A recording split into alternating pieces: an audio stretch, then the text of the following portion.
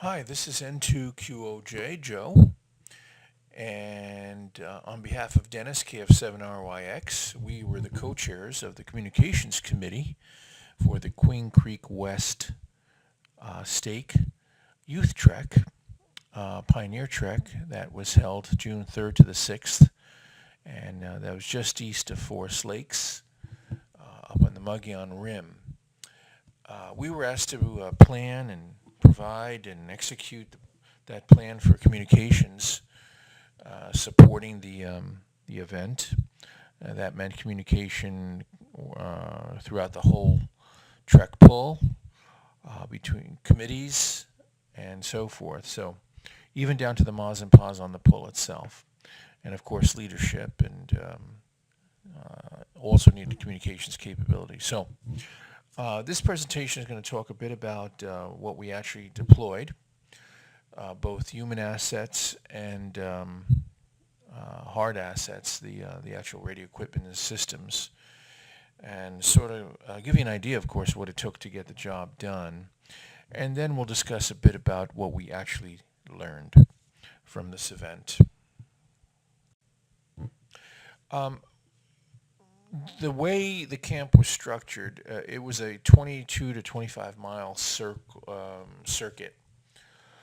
And what we wanted to make sure we did is had enough communication capability to cover the trek from the whole footprint of the trek. That was the goal. We didn't always achieve that, but that was the goal. The reason for that is you need to have coverage of the whole net. For people on the ground who were close proximity, they were all assigned simplex frequencies, but some committees and other folks, leadership needed to talk throughout the whole area. And we needed to have a centralized net control that could assist questions, concerns, and queries and so forth. So what we decided to do was to basically deploy three repeater systems. The Base Camp 1 repeater would basically be net control for the event. This is the one that you would call in if you need to get in touch with somebody. You were having an issue on your own frequencies, assigned frequency, or whatever the case may be. You needed to know timing of a certain event or when a venue was going to be turned on, or whatever the case may be. Then we decided to have a second repeater that could be assigned to those folks who needed to talk on a trek-wide basis. For example, equipment committees delivering water or portable lavatories needed to communicate with planners, activity people, leadership to find out where to drop and so forth. So we wanted to just assign some of these groups their own repeater to use. And then we wanted a third repeater that we can direct folks to on an as-need basis, where they can have a conversation over a great distance, whatever the case may be, without having to worry about terrain and their physical location, their altitude, their power, and so forth. That was the plan. And we did. We deployed the three repeaters, but we also needed to have, of course, a net control station. So that was a station set up that would be listening to Base Camp 1. And then, of course, we had to have a monitoring station, someone who's listening to all the frequencies, both simplex and all the repeaters, who the net control can hand off a request that may come in through the Base Camp 1 repeater. For example, someone might call in and say, this is the activities committee chair, and I need to be in touch with so-and-so. Net control on Base Camp 1 would take that traffic, hand it off to the person on the monitoring station, and they can go and work that request, freeing up the net control person again for the next request, or to put response information out. So those were two stations that were very important, net control and monitoring. Then, of course, we had another station that was set up just as a link between the stake and the track, and that would be in support of health and welfare, communications that needed to go back and forth, check in on their youth or some event in the family, whatever that might be the case, or contact a parent that needed to be called to come pick up their child or something to that effect. So that's a third station. The other station that we needed to put up was a tracking station. This is a APRS station. So this is automatic packet reporting system. So we deployed radio trackers on 8 of the carts. There was 32 carts, and we deployed. That's roughly 8 wards, roughly 4 carts per ward or so. So one radio tracker on each ward's cart gave us 8 that we could track, and that pretty much gave us the full length of the pull and so forth. And that station was self-control. It had capability to be totally off-grid from the public tracking system for hams, and we were totally self-sufficient on our own frequency. But we also publicly distributed the information as well. The map on the bottom there, on the left, is the actual circuit where our base camp was located and several of the other nightly camps. There was 3 nightly camps. And the green path is the trek itself. The red lines are alternate paths or service roads and so forth. On the right is just a quick view of about 24 hours of tracking. And you can see all the dots here on the right. Those are all tracking elements. It stops at the northwest corner or area because we were subjected to quite a lot of rain. And the trackers weren't really set up for that kind of weather, so we took them from deployment and secured them and did not use them the rest of the time. So, what did we learn? Well, we learned that we needed to have lots of folks involved, both up at the trek, in supporting those stations, and down here at the stake to monitor the health and welfare traffic. And we learned this not at the trek, but we learned this from drills and other things we've done in the past. So myself and Dennis were basically coordinating and liaising between the leadership and other committee members, both, I should say, before, in the planning stage and training stage, during the trek, and all the sessions that we had.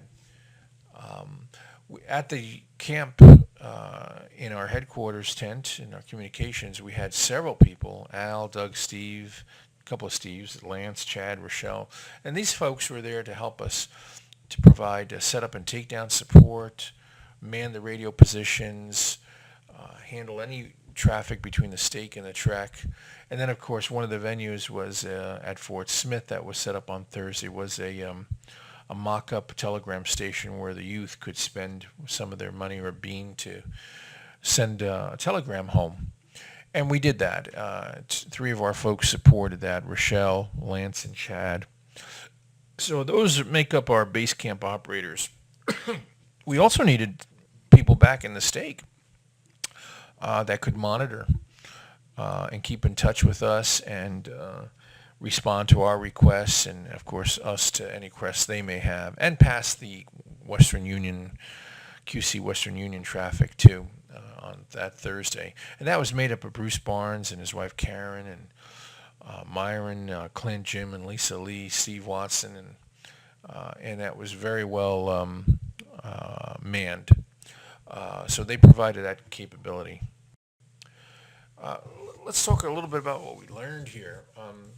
We learned that all the radios in the park adventures we have in testing radios and power generation and making contact, antenna erection, and all that kind of stuff is very, very good preparation for an event such as this.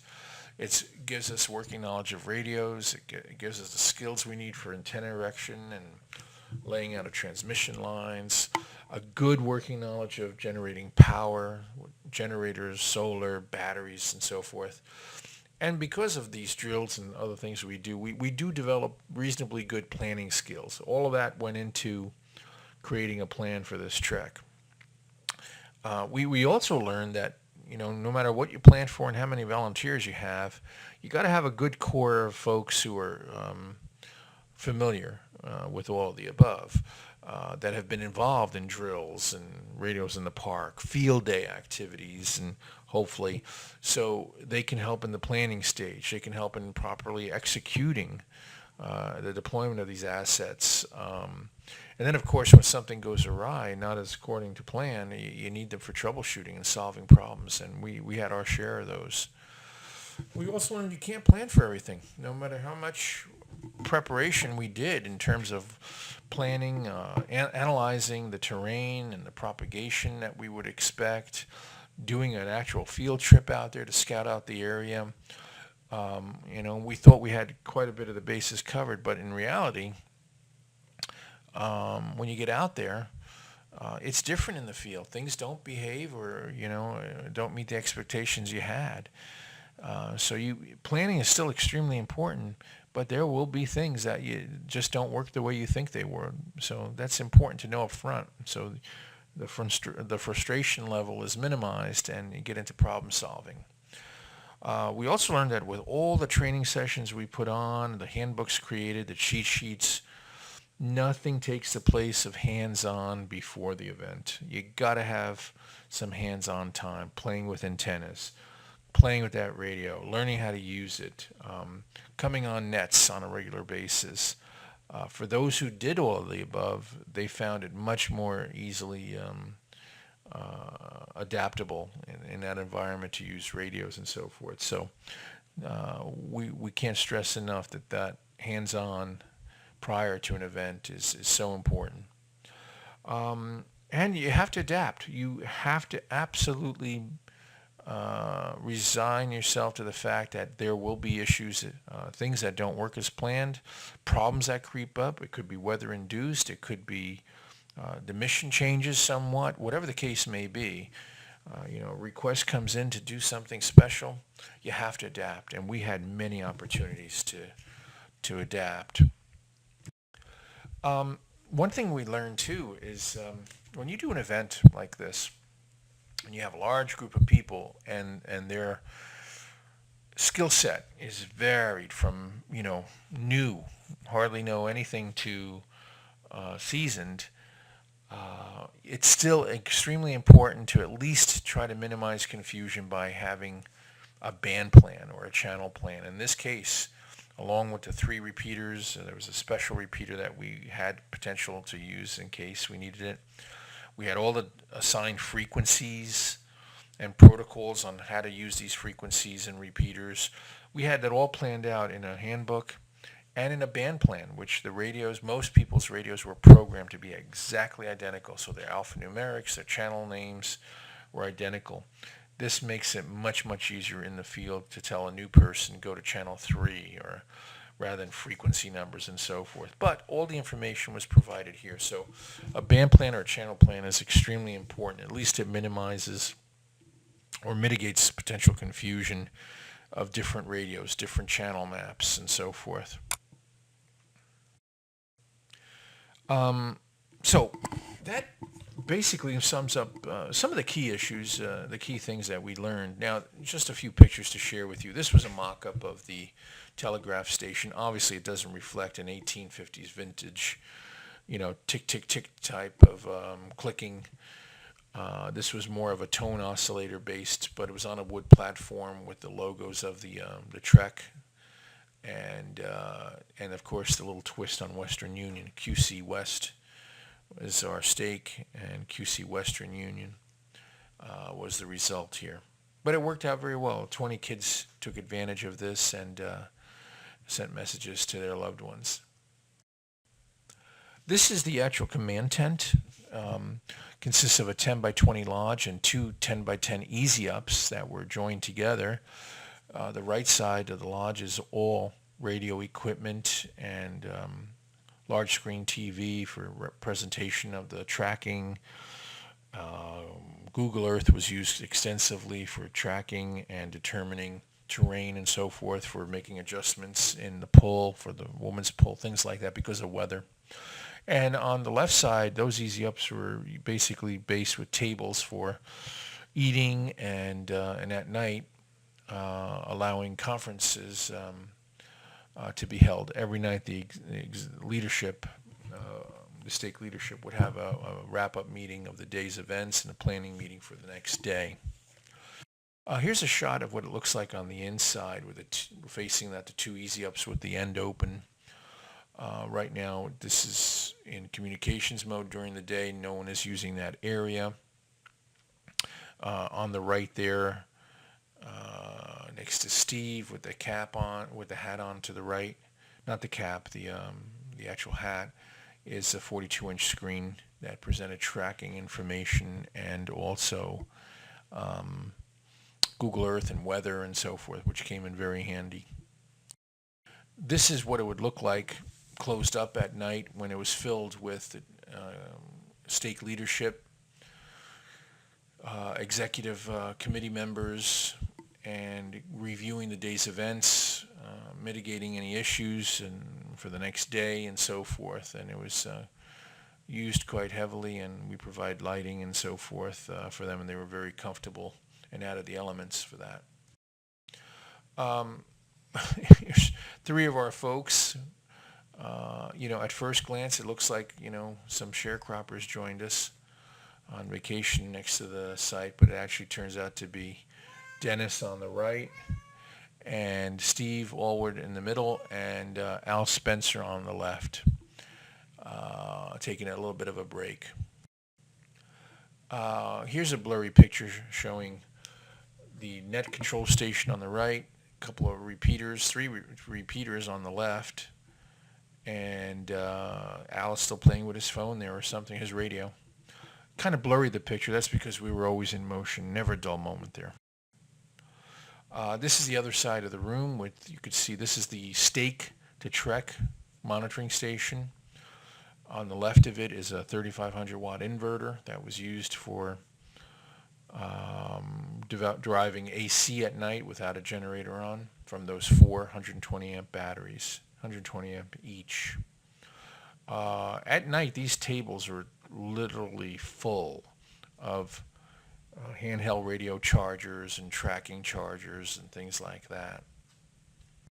Of the track, a few things we learned. Appreciate you listening in. This is N2QOJ Joe, and I hope you enjoyed the presentation. 7-3.